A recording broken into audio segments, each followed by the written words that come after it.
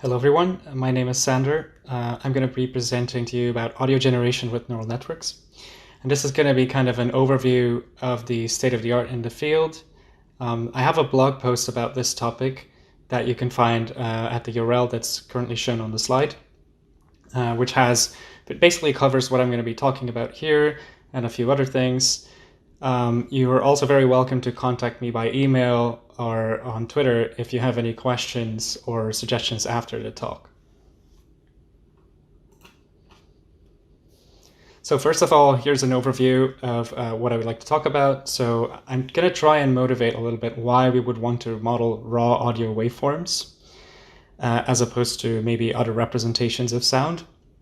And then I'm going to give you an overview about the different types of generative models that exist and that people have tried to train on audio waveforms. And the next two sections are basically going to be an overview of the state of the art, both in terms of likelihood-based models of raw audio and in terms of adversarial models of raw audio, which are kind of the two big families of models that are popular right now. And then finally, I'll finish with the summary. So first of all, why raw audio? Why would we want to model raw waveforms? And this question is pertinent because typically when we study machine learning to extract information out of audio signals, we will do it using an intermediate representation called a spectrogram. So we will not operate directly on the raw waveform, but we will rather convert it first into a so-called time frequency representation, where we decompose the signal into different frequency components. And the way we do this is we look at small overlapping windows of the waveform, and for each of those overlapping windows we detect the different frequency components and we concatenate those in a vector. And then if we concatenate all those vectors over time, we get a matrix, and this matrix is essentially the spectrogram, and that's what's visualized here on this slide. And so this is one aspect of the sound. This is the magnitude, i.e. the presence of different frequencies at each point in time, but there's also the phase of the sound. And the phase tends to look not quite as nice as the magnitude spectrogram, so this is a lot messier, a lot less structured, and so that also makes it a lot harder to model. So we would prefer not to have to model this if we can get away with it. And it turns out that for most discriminative tasks, we don't actually have to worry about this because you can just discard the phase. It turns out that usually it doesn't have a lot of useful information in a discriminative setting, and the magnitude is enough. But when we generate, I want to show you that it is actually very important perceptually to get the phase right. So here's an original clip that's just a short piano excerpt that I'm going to play for you now for reference.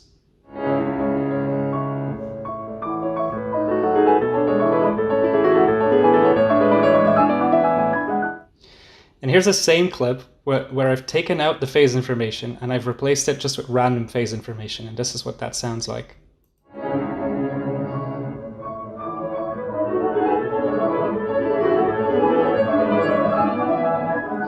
So what you can hear is that it's clearly still the same melody. You can recognize the melody, but you can't really recognize the instrument as a piano anymore. So clearly removing the phase and replacing it with random phase has destroyed a bunch of important information that's important perceptually. And we kind of want to avoid having to model this phase information because it's kind of cumbersome to deal with. And there's a few reasons for that. So first of all, phase is an angle. So that means it wraps around. That means it goes from 0 to 360 degrees and then it just comes back again. So you need to somehow account for that in your model. It also tends to become completely random as the magnitude of the signal diminishes. So if you have a signal that's really, really quiet, then the phase information will start to look very noisy. And so you can't really model that at all. And then finally, an important point is also that absolute phase values aren't really that meaningful. The only thing that's meaningful is the relative phase differences between different components of the signal. And so all of this makes for an object that's really quite difficult to model. So to simply bypass that, I tend to advocate just modeling the raw waveforms directly and foregoing this conversion to a spectral representation, to a time frequency representation. And so I want to show that this is actually a feasible approach, and it kind of allows you to not have to deal with the phase explicitly. Obviously, this phase information is in the waveform, but because we don't explicitly extract it, we don't have to sort of deal with the cumbersome aspects of it. So here I have a diagram that shows a digitized waveform. So we're obviously working with computers here, so we have to digitize everything, which means we have to discretize the waveform, both in terms of amplitude and in terms of time. So here what you can see is that we zoom in on the waveform all the way so that you can see the individual samples that are recorded. And this is a waveform sample that's 16 kilohertz, so 16,000 time steps per second. And this is kind of a useful frequency for speech. Typically for music, or even for high quality speech, you would want to use higher frequencies. So that's the discretization in time. We also want to discretize it in amplitude, and there's a few different ways to do that. So the standard way to discretize a signal in amplitude is uniform quantization, where you kind of divide the possible signal values into a number of bins that are all the same size, and then you just determine at each time step which bin the signal falls into. But people have found that for audio in particular, it's useful to do non-uniform quantization, where you provide more detail for the quiet parts of the signal and less detail for the loud parts of the signal. And that's what's shown on the right. And so this idea of mu law quantization is also something that's used in telephones, for example. And it works because the human perception of loudness is actually logarithmic. So this mu law quantization allows us to use our capacity, the number of bits that we use to represent these signals, more efficiently. So let's talk a little bit about generative models, what they are, and the different sort of flavors that exist. So a generative model essentially is a model that tries to estimate the underlying distribution that a data set of examples was drawn from. So if we have a data set of examples X, and then we presuppose that there's this underlying distribution, P of X, that it came from, and a generative model is simply trying to estimate that distribution. And so there are explicit generative models where, given an example X from the data set, we can actually infer how likely the example is under the model. But there are also implicit models where that's not possible, but still these models are able to produce more data that looks like it could have come from the original distribution. And so that can also be useful. Generative models have mostly been studied in the context of image generation in recent years. So here's quite a famous example from the BigGAN paper. So BigGAN is a large generative adversarial network that generates images from scratch. So all of these images here have been generated from scratch. And this is work by some of my colleagues at DeepMind.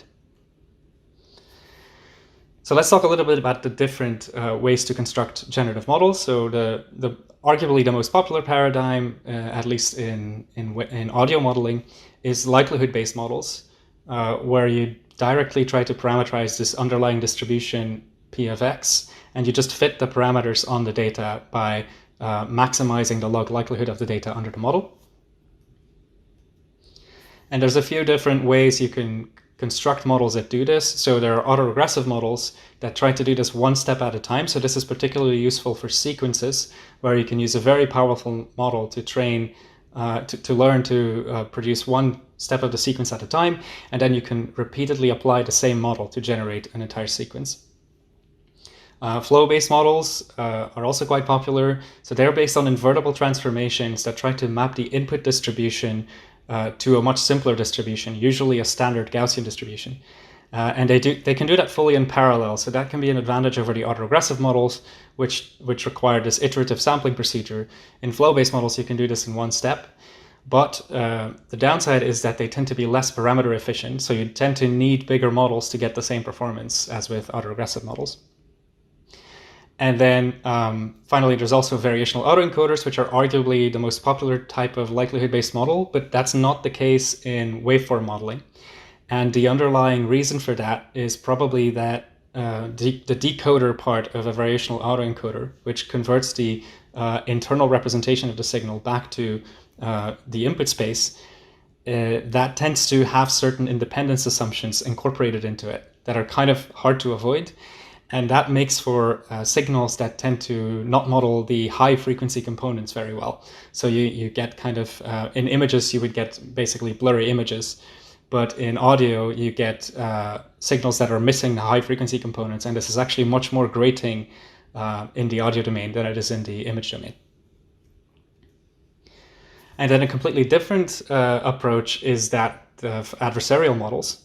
So here we're not talking about likelihoods at all. We just have this generator model that takes in some random vector, which we call the latent vector z, and tries to map that to something that looks like a data point. So it tries to generate artificial data. And then we have another model called the discriminator that tries to tell apart real examples from the data set and generated data that comes from this generator. And that's just a simple binary classifier. And so the neat thing about adversarial models is that these two models are trained jointly together, and they kind of help each other get better. So the discriminator will get better and better at telling apart the generated data from the real data, and this in turn helps the generator to generate more realistic data. Generative models tend to get more interesting when you condition them, and conditioning means that you provide some side information which allows you to exert some control over the output of the model. So in general, generative models model a distribution P of x, but if we have some side information represented by C here, we can actually start modeling P of x given C. And for example, an application of this could be if you have a model that generates speech signals, but you want to be able to control the speaker, the identity of the speaker. So then you could provide the identity of the speaker as side information C. And that would allow you to then train a model where you can control the speaker that the speech signal is rendered with. So let's talk a little bit about the different kinds of likelihood-based models that have been explored for raw waveform generation. And kind of an important starting point for this was WaveNet, which was a project at DeepMind that I had a part in. It was led by Aaron van den Noord, who is still a colleague of mine, and also was a colleague of mine at Ghent University here in Belgium when we did our PhDs, in fact. So we worked on this idea of WaveNet, which is an autoregressive likelihood-based model of waveforms. So it's autoregressive. That means we're going to try and do next step prediction on the discretized waveform. So we treat this waveform, which it's 16,000 samples per second. We treat that as a discrete sequence where we have to predict the next value in the sequence. And so at the input side here, the black nodes represent the different signal values. And at the output side, we represent the same signal values, but we shift them by one time step so that we're always predicting the next time step in the sequence. And then in between, we have a number of neural network layers that try to extract meaningful representations from the input to try and make a good prediction of what might happen next. And so as you can maybe see on this diagram, all the arrows here go up or to the right, but never to the left. And this is crucially important because this is always doing next step prediction. So if there were connections from the future to the past, this model would be able to cheat and it wouldn't learn anything useful. So in this diagram, if we look at the last time step at the output here, so that's the next time step of the signal that we're trying to predict, it can see 5 previous time steps of the signal. Now, if we have an audio waveform that's sampled at 16 kilohertz, 5 time steps is not going to cut it because that covers maybe less than a millisecond of the input signal. So that's clearly not enough. So the trick that we came up with, and that we actually borrowed from a different paper that applied it in the image domain, is we can use these things called dilated convolutions. And the idea is there that instead of having this sort of homogeneous connectivity structure in the network, we turn it into this binary tree structure where higher layers see progressively more time steps of the input. And this allows us to grow the so-called receptive field of the model very fast. So the receptive field is the number of time steps that we can see for any given output prediction. And we want that to be large. And an easier way to make that large is to use these dilations, because then every time we add another layer, we double the receptive field. So this is a very efficient way to make models with large receptive fields. And of course, this kind of structure is applied at every time step, because we're doing autoregressive modeling. So we apply the model at every time step to predict the next time step. And so I want to play a few samples from this model. So the first one is a speech sample, because we tried to use this for text-to-speech with great success. So that sounds like this. The Blue Lagoon is a 1980 American romance and adventure film directed by Randall Kleiser. So you can hear a little bit of noise here, and that's because of the mu law quantization. So this is something that we addressed in later work. But in this work, all the audio is quantized to 8 bits with mu law quantization. And then personally, I was also very interested in trying to apply this to music, because that was kind of my passion and kind of what drives my research into this. So I wanted to see if these models would be able to learn to model music directly from recordings, so directly from the waveforms. And so I tried to train this on a bunch of piano music, and this is what came out.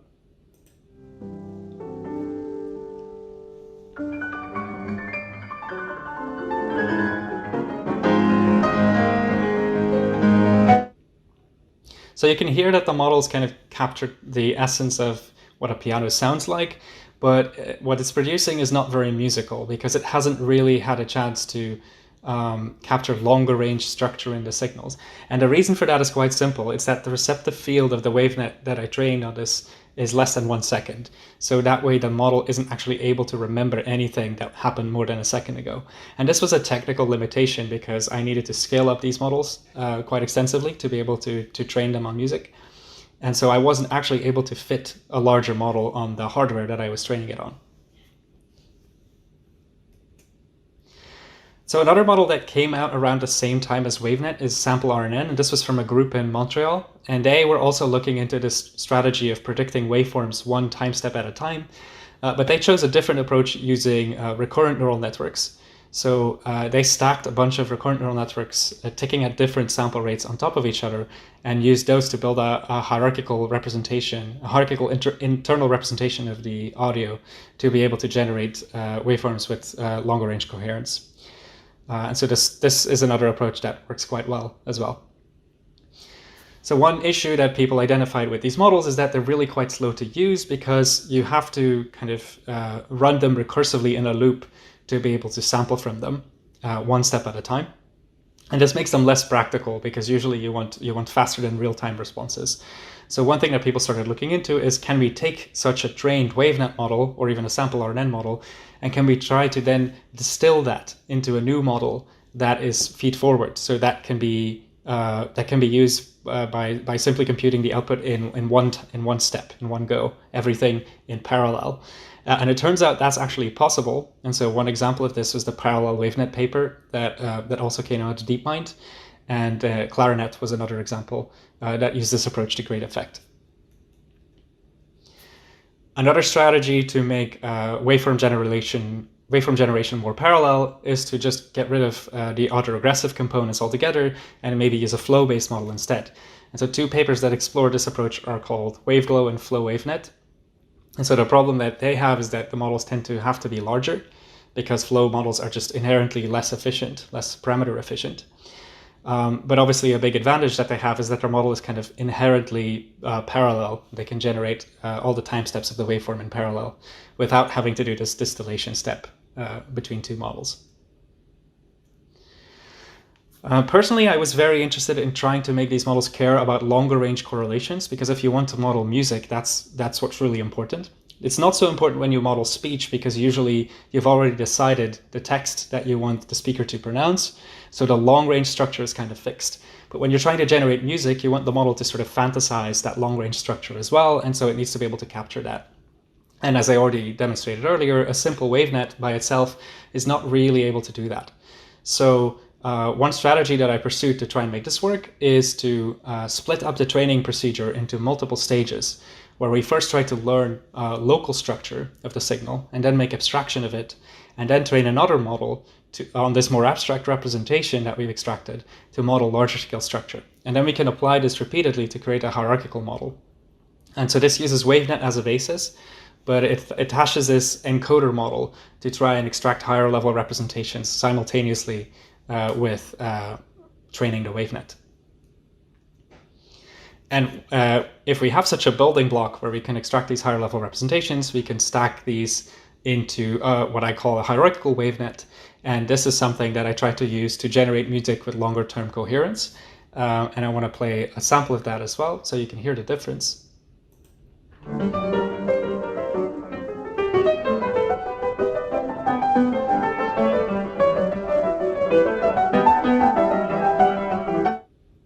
So what you can hear is that this is a lot more consistent over longer time ranges than what I played you before. So the model is starting to sort of capture that this longer range structure is also important to learn. There's actually a fairly recent paper that kind of follows up on this line of work by people at OpenAI, and they call it Jukebox. And it's essentially this idea, but scaled up massively and trained for a very long time on a very large collection of contemporary music. And so they're able to generate music in a variety of styles of existing artists, and even with predetermined lyrics and things like that. It's really quite impressive. So I recommend checking it out at the link at the top here. So to wrap up, let's talk a little bit about adversarial models for waveform generation. So this kind of started much more recently in 2019, actually, maybe 2018, depending who you ask, with the WaveGAN paper. And this was kind of the first paper that showed that this adversarial approach, which had been so successful for image generation, can also be used for waveform generation. They did it on fairly easy data sets, so fairly small data sets with, for example, the spoken digits from 0 to 9. But they showed that it could work. And this was kind of a seminal paper for more research into using GANs for audio generation. Another paper from last year is GAN Synth, and they took a different approach. They said, phase is kind of hard to model, but maybe we can turn it into something that's easier to model, and then we can use spectral representations for our models. So they converted phase into something called instantaneous frequency, which tends to be a bit more well-behaved. But that's mainly the case for harmonic sound. So this is good for music, but maybe not for sounds in general. At least I haven't tried that to my knowledge. And so this is kind of another way to circumvent this problem of having to deal with difficult phase modeling. And they applied this to model recordings of individual musical notes. Some recent work that came out of our group at DeepMind is GAN TTS. So this was actually an attempt to start using GANs for text-to-speech in a way that would be actually practically useful. And we actually had an intern last year that worked on this, and it kind of got this working, which is really cool. And again, kind of simultaneously, there was another paper that came out of the same lab from Montreal called MELGAN. And they had also built this GAN-based method for text-to-speech synthesis of raw audio waveforms. And what's interesting about these two papers is that they both kind of converged on a very similar architecture for the discriminator network, because that was kind of the missing ingredient for making GANs work in audio is what should the discriminator look like. And both of these papers suggest that it requires randomly sampling short windows of the generated waveform and then applying multiple discriminators at many different scales on top of that. And then the most recent iteration that we did on this work is called end-to-end adversarial text-to-speech. And so here we looked into moving towards a truly end-to-end setup where we can go from raw character sequences all the way to raw waveforms. And to do that, you need to deal with the misalignment between the text and what's actually spoken, because obviously not all phonemes are pronounced with the same duration. So we need to account for that in the model. So there are a few alternatives to modeling raw audio directly that are also worth considering. So you can model complex valued spectrograms and just deal with the phase like they did in GANSynth. Another thing you could do is model just the magnitude spectrograms and then use a separately trained model, or even a signal processing algorithm called Griffin-Lim to invert the magnitude spectrograms back to raw waveforms. And this is actually a very popular approach right now, and it's used by text-to-speech systems like Tacotron 1 and 2, and MELGAN actually uses it as well. And then finally, another really interesting recent idea here is to use so-called differentiable digital signal processing blocks. So here you just have a regular neural network that takes raw audio as input and produces it as output. But inside the network, you include these blocks that are based on existing digital signal processing techniques. But they've been made differentiable, which means that they can interact with neural networks. So to summarize, I wanted to show you that generative modeling of raw audio is feasible, and people have been looking into it and to do this in various ways. Even with relatively sparse conditioning signals, like in the music setting where you don't really have any side information, this can still work. Overall, likelihood-based models tend to dominate this field, but it looks like GANs are also starting to make inroads here, as they already have in the image domain, and specifically in the text-to-speech setting, where you have a fairly dense conditioning signal, where you know at each point in time which word or which character you should be pronouncing. They seem to be working quite well now. But overall, I would say that modeling large-scale structure, so long-range structure across or tens of seconds or even minutes from raw audio is an unsolved problem, and I think it's mainly a problem of scale. So we're going to have to build bigger models to tackle that. So this is all I have. Thank you very much for your attention. I have a link with the blog post here again if you want to read more about this. There's a few extra examples in this blog post as well. And as I said before, feel free to reach out to me via email or via Twitter if you have any questions or suggestions. And thank you very much for your attention.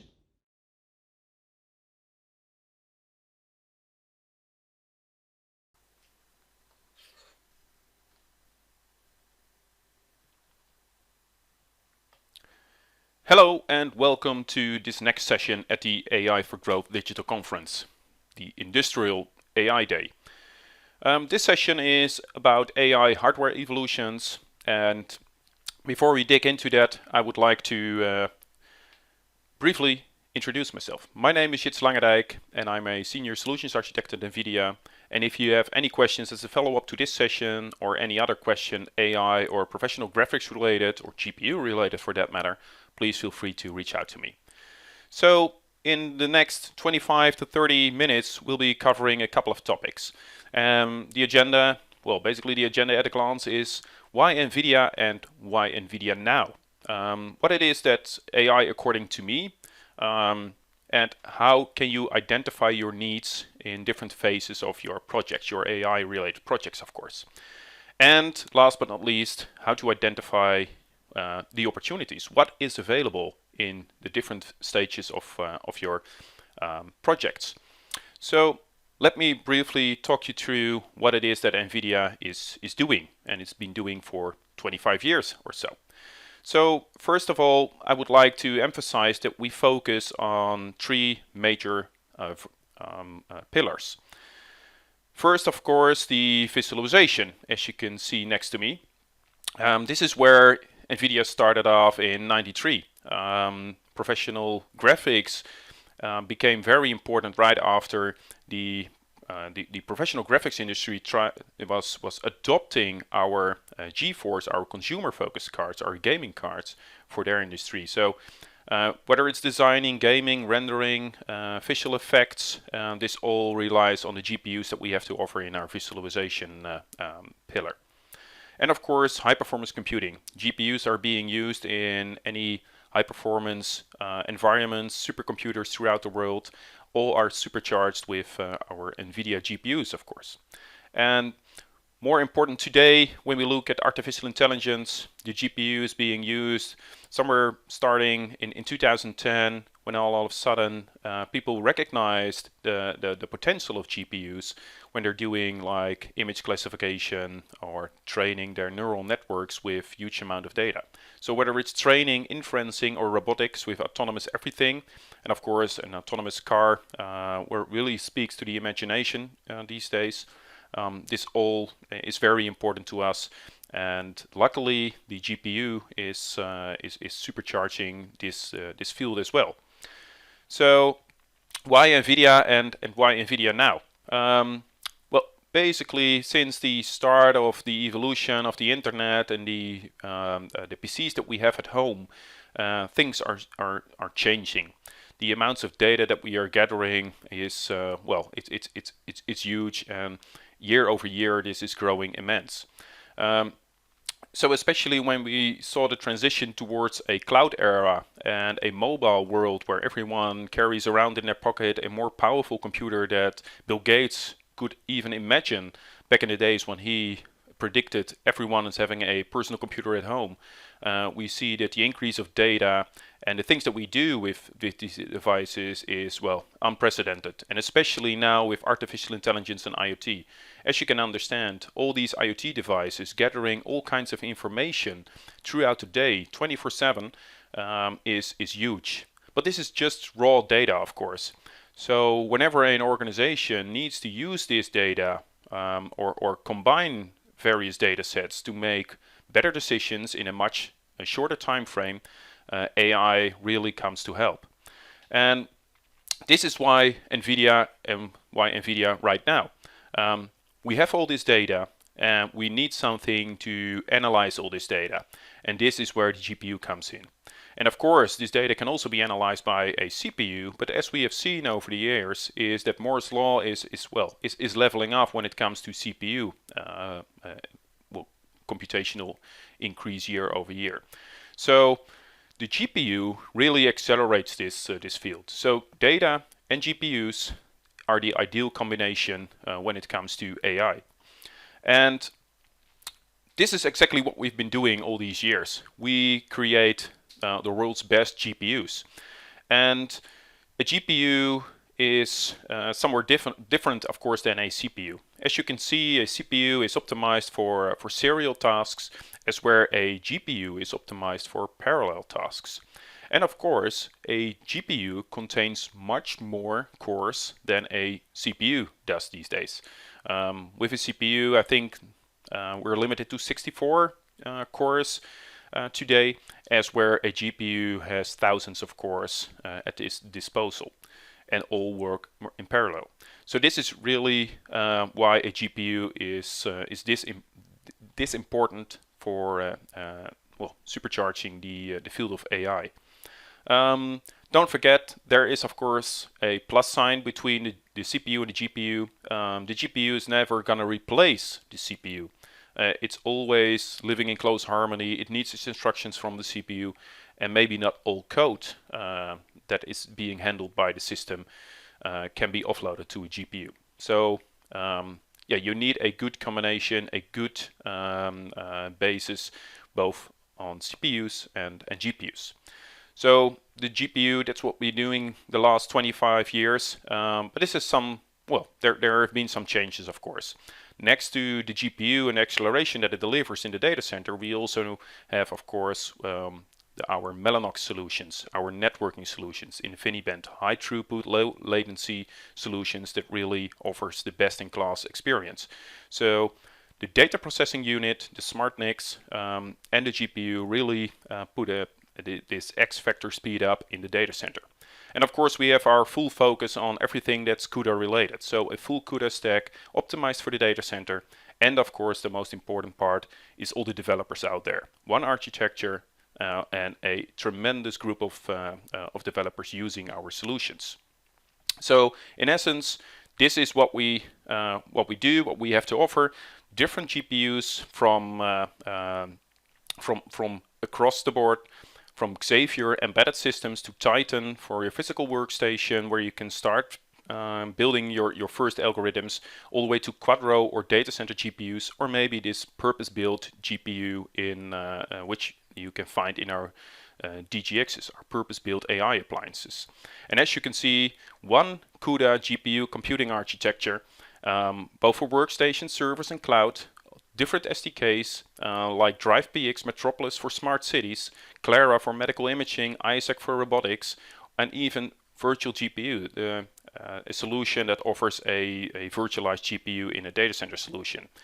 And on top of that, of course, as I said, the three main pillars: high performance computing, AI, and visualization. And across all these layers, we have the NVIDIA GPU Cloud available. So the NVIDIA GPU Cloud offers you the option to use a Docker container, start off on your Titan workstation with a Docker container, and once you have fine-tuned your algorithm, you can then maybe take that same Docker container and use it on your data center or even your DGX. So, as I've said, what's AI according to us? AI is definitely not new, and as you can see, somewhere in the 50s, people are already trying to achieve this superhuman or humanly level supercomputer that acts and behaves the same as we do with our brains. And in the 80s, machine learning really picked up. A simple example, of course, is spam filters for email, which can detect any words that are probably spam and flag it, so your email application would store this in a separate folder, for example. But in 2010, deep learning came to the field, of course, with image classification or object detection and all kinds of examples. And this was more like a different approach than with machine learning. And maybe I can clarify this a little bit. So with machine learning, it's more like a traditional approach. You need a domain expert that is writing all the code, which can be time consuming. It's not really error prone, but you have this purpose-built custom algorithm. So whenever, I think again about a spam filter, when there is something new, like a new medication that is being out there and people are abusing it when sending spam, you need this domain expert to go back into the algorithm and change it. So it's a good solution, but there are different solutions, and this is where deep learning comes to mind. So we have a neural network, a deep neural network with various layers, an input layer and an output layer, and different layers in between to extract all the features. So in this case, we learn a model to train to recognize a car. And of course, you still need a domain expert, you still need a data scientist, but it's much more easier to train such a neural network and to make changes to such a neural network. And you can even get the same or even higher accuracy in the outcome of your neural network. So this is what, according to me, the big difference between machine learning and deep learning, all within the container of artificial intelligence. So if you ask a data scientist, what is it that you need to achieve your goals? Then probably the data scientist would reply, I need a supercomputer. And that's exactly what you see here. This is the DGX A100, a supercomputer with 8 A100 GPUs, all MIC enabled, so you can have 56 data scientists simultaneously working on this supercomputer. Or maybe one awesome job that you use to consume all the resources within this supercomputer. But of course, it comes with a price as well. And I think you really need to understand what a data scientist is requiring to perform his or her duties. And I've made a couple of charts here. So as you can see, we have the compute requirements as well as the system complexity. And we start off with the light compute tasks, which require some CUDA, OpenCL, single precision math. It's latency tolerant, very short time frames, multiple iterations, short iterations, and maybe it's support for Windows as well. And then we go towards the more general compute, and as you can see, the requirements are increasing, but also the system complexity is increasing. So we need ECC, page retirement, there's higher CPU utilization, there's more demand for fast storage and fast networking, hence the data processing unit, and we're moving away from Windows towards Linux in most situations. And of course, we have the classic high-end compute use cases, which is high performance interconnects, high performance storage, multi-node support. We need job scheduling, so there is all kinds of supporting software available in the environment as well. It's very sensitive to bandwidth and latency, and we have long run times.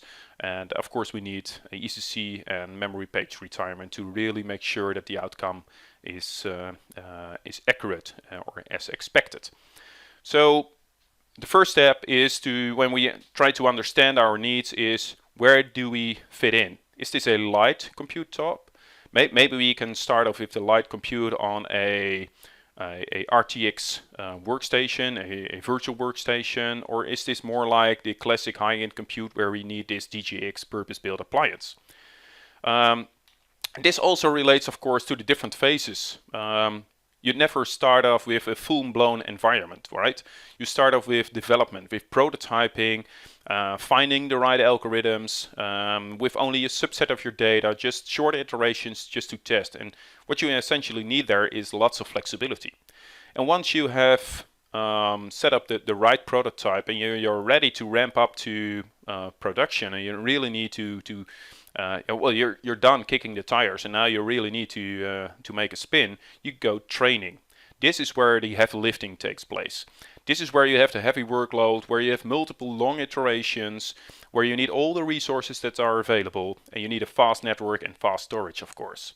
And then once you have done training and the outcome is accurate enough, you can go into the inferencing phase, the deployment phase. This is where your idea comes to life and it's being implemented in a real life scenario. This is where you need a predictable performance and you need to be able to handle a constant flow of data, and of course you need to have some manageability, because chances are that you need to go back and retrain it to even increase your accuracy in the inferencing phase. Well, so we need to understand what it is that you're trying to achieve. What are your needs? Are you in a medium, light, or maybe in heavy workload? Are you in a deployment train or a deploy phase? And then seek what's the best solution for you. And we have lots of solutions available, as you can see here. Let me quickly zoom in here. So starting from the bottom on the left, we have of course the Titan and GeForce solutions available. Consumer cards, which you can find in a physical workstation or a mobile workstation, that really can help you get started with finding the right algorithm with this subset of data. So this is typically a prototyping phase. Or maybe 2 steps to the right, you have a virtual workstation available with all the benefits of data center GPUs like ECC, page retirement, CUDA support, OpenCL. Or maybe if you're really lucky, you have this DGX workstation, a 4 times a V100 liquid cooled GPU enabled machine that's really optimized for training underneath your desk. So this is the first step. So once you're ramping up to a more the training phase, then of course a DGX1 or DGX2 or the latest and greatest, the DGX A100 is your best choice. You need all the horsepower that's available.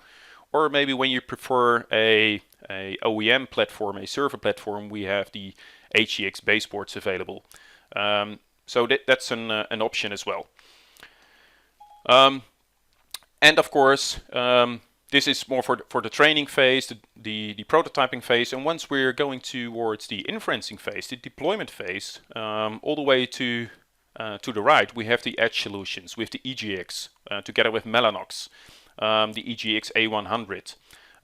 So this is where the goodness of Mellanox and NVIDIA comes together. And of course, we can also leverage our GPUs in a data center for inferencing purposes like the T4 or the A100 or whatever suits your needs in the data center. So let me switch back and give a brief overview of this NGC, the NVIDIA GPU Cloud. As I said, and as you maybe recognize from a previous couple of slides, covering our entire stack is the NVIDIA GPU Cloud. So the NVIDIA GPU Cloud is a big repository which you can sign up for. It's free of charge, and where you find this all kinds of containers, trained models, Helm charts, toolkits, SDKs, everything that a data scientist really needs today. And the real the great thing about this NGC is that you can use these Docker containers, run it on a cloud, on premises, a hybrid cloud solution, or at edge solutions, and of course making use of the portability that Docker has to offer. You can start off with your framework on a small system, start prototyping, and once you're satisfied enough, you can take this container and move it over to a DGX A100, for example, and there use all the greatness that is available on this machine. And talking about these machines, of course, we have many GPUs available for the data center, and I've listed, well, more or less a comprehensive list, but of course the bright ones on top, the bold ones, the Empire A100, the Turings, and the Volta boards are there, which are most likely to use. And of course, we recently announced the A100, an unprecedented acceleration at every scale. So the first GPU on a 7 nanometer base, 40 gigabytes of frame buffer. We have developed this 3rd generation of tensor cores where we have the TF32, And we also have it optimized for flexibility and optimized for utilization with the multi-instance GPU. And to give you an example, with the A100, both the PCI as the SXM form factor, it's 20 times faster as the Volta for FP32 training, inferencing int 8 20 times faster, 2.5 times faster on the FP64, and the multi-instance GPU is something that is introduced with this technology. So, and talking about this multi-instance GPU, as you can see on the bottom, and on the center, what we can offer now with the A100 is the option to split a physical GPU into 7 instances, all the way down to the lowest level. So you can stop the GPU without compromising any other work on the physical GPU. So talking about the A100, in a DGX A100, we have the ability to have 56 instances which you can serve out to 56 users, which really makes it flexible for the first phases when you only need less computational resources. Of course, we have the new TensorFlow 32 with the tensor cores, where we have the range of 8 bits and the precision of 32 bits, which can really optimize a workflow without any code changes. And as said, the multi-instance GPU, which you can serve out to 7 concurrent users on a physical GPU.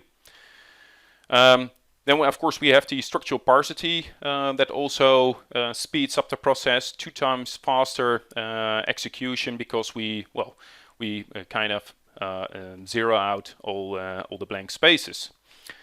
The A100 is available as a PCI device, as the HGX A100, and of course with 4 GPUs or 8 GPUs. So, of course, we would always suggest using the NVIDIA DGX. This is our entire lineup of the NVIDIA DGX family, and this is the best system in the world for every AI work. It has an integrated access to unmatched AI experience. It's fully secured. It's got all the flexibility that you have with the NVIDIA GPU cloud, and basically this is your purpose-built appliance for artificial intelligence, now with all the flexibility with MIG that it has to offer. So we have seen a couple of examples of how we see the difference between machine learning and deep learning. I have told you to recognize the different needs in different stages, so from light to heavy compute, from prototyping to inferencing or deploy, and I have covered the options that we have to offer as NVIDIA for the different solutions, all the way from the boards that you can find in a physical workstation all the way up to the DGX solution. So now, before moving on, I would like to show you a little example of what we have done together with one of our partners. As you can see here, Smarter Inspection Services, and let me zoom in that you maybe can read the text as well. This is where DGX1 is being used, and as you can see, as in many industries, ensuring asset and facility uptime as well as safety and regulatory compliance is non-negotiable. Companies can spend over 100 million annually on industrial inspections. And of course, this is all very labor intensive. So risk-based inspection methods involve massive amounts of data to assess and to rank components, failure and probability and consequences. So with analyzing this data which can be created using drones, you can really speed up this process. No longer a manual classification of any defects of corrosion, for example, needs to be detected. In this case, you need an AI algorithm, and in this case, it shows up as a purple spot whenever there is corrosion. So based on this information, the organization is able to to make sure that, first of all, the cost of inspections are lowered by 25%, and also that they were able to reduce the downtime by 15%. And of course, depending on the industry, this can really make a big difference. So, in short, NVIDIA for 25 years, we make the best-in-class GPUs together now with the best-in-class data processing units, InfiniBands, the great network interface cards from Mellanox. We offer a full solution on the entire stack with our CUDA libraries, our SDKs, which are available for different industries, fully focused on the data center with one architecture for our developers and partners. Again, all our solutions are available from the embedded systems with Jetson and Xavier all the way to the DGX appliance. And with that, I want to thank you for your attendance to this session. I hope you enjoyed this session and all the other sessions at the AI for Growth Digital Conference. So I want to say thank you to you first, and of course to the AI for Growth Conference or the organizations to make this happen. And last but certainly not least, I want to say thank you to our great partner over in Belgium, RoboVision, for making this possible to us. And with that, I want to say thank you again, and we'll be available for some Q&A, so please stay tuned. And if you're watching this as a recording, I hope you enjoyed it. Feel free to reach out to me. Thank you very much, and take care.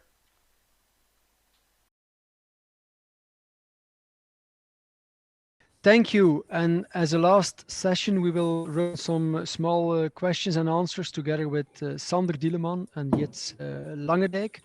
Sander, let's start with you. We have seen your presentation on audio generation. And of course, to me, an obvious question is, what will this lead to? How will interfaces change in the future? Will I start talking to my TV and fridge, and will they start answering and so on? And together we find a solution pure verbally instead of looking for a remote control. Please elaborate a bit on your views on that. Yeah, so I think that's the plan. Text-to-speech is a field that's relatively old. Like, people have been trying to make computers speak for a long time, but it hasn't really been until, say, 4 years ago that we've been able to approach the quality where it starts to be difficult to distinguish generated speech from real recorded speech.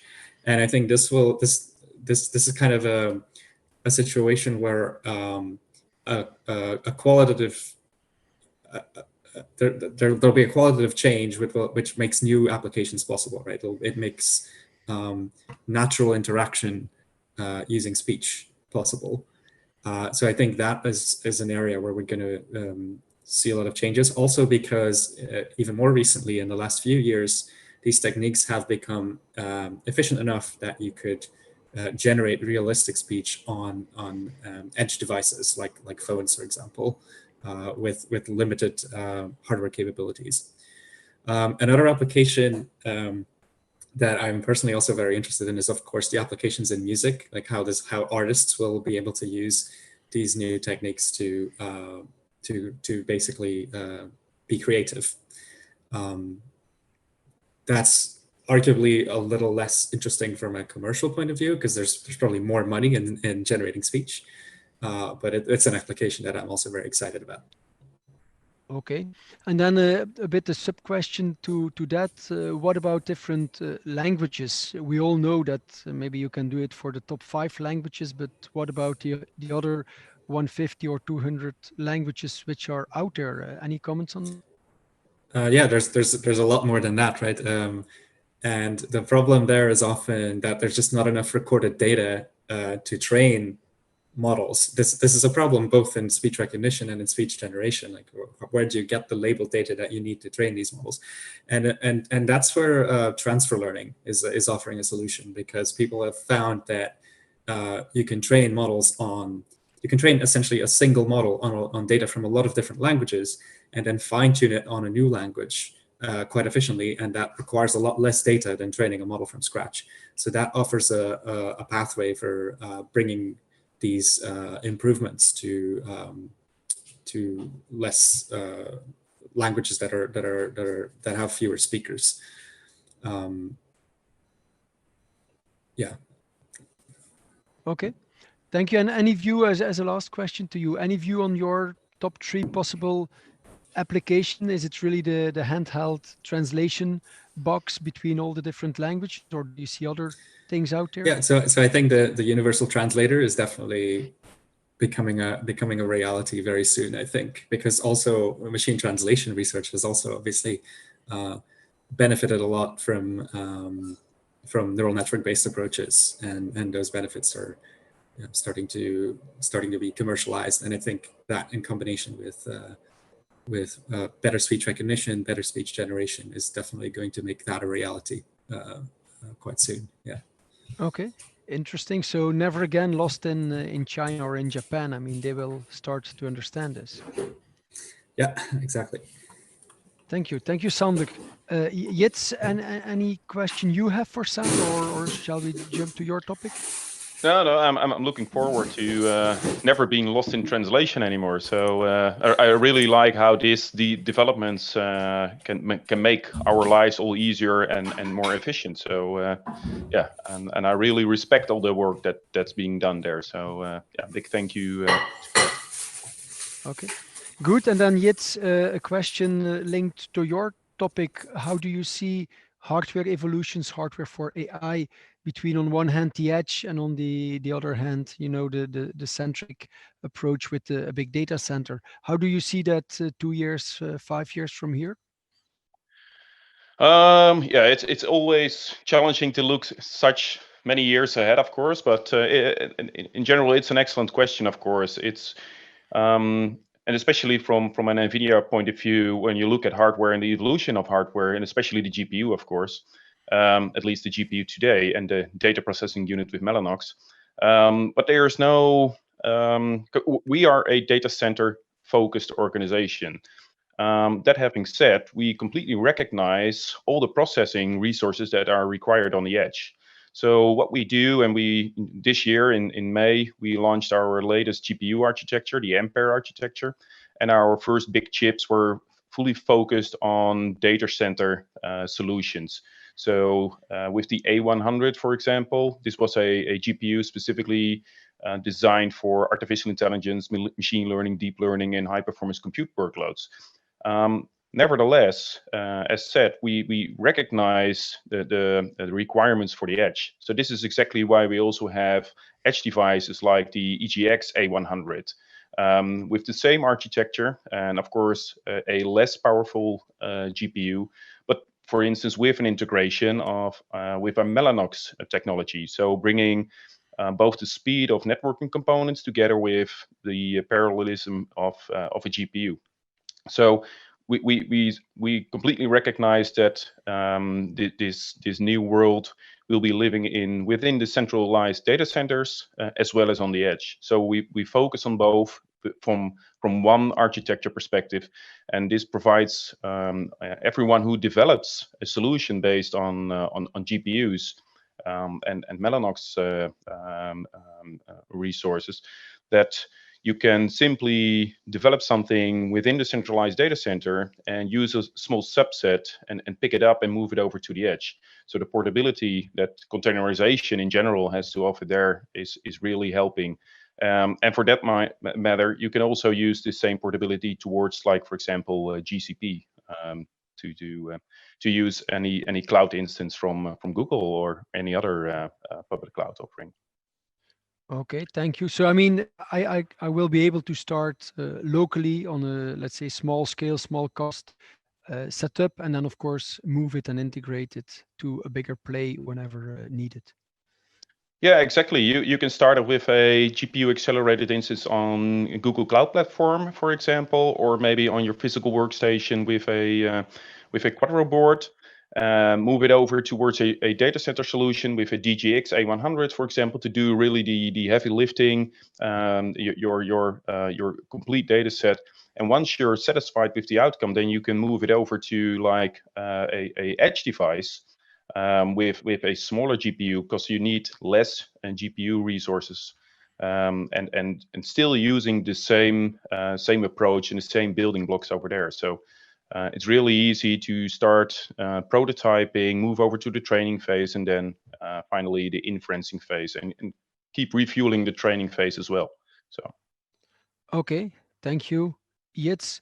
I check on the board there are further questions, but I don't see here further questions. But then, unless you have a question for each other, it was a long day. I think we will close this day with a big thanks to all the partners, to all the speakers for making this happening. Thank you all, and have a nice evening. Thank you. Bye.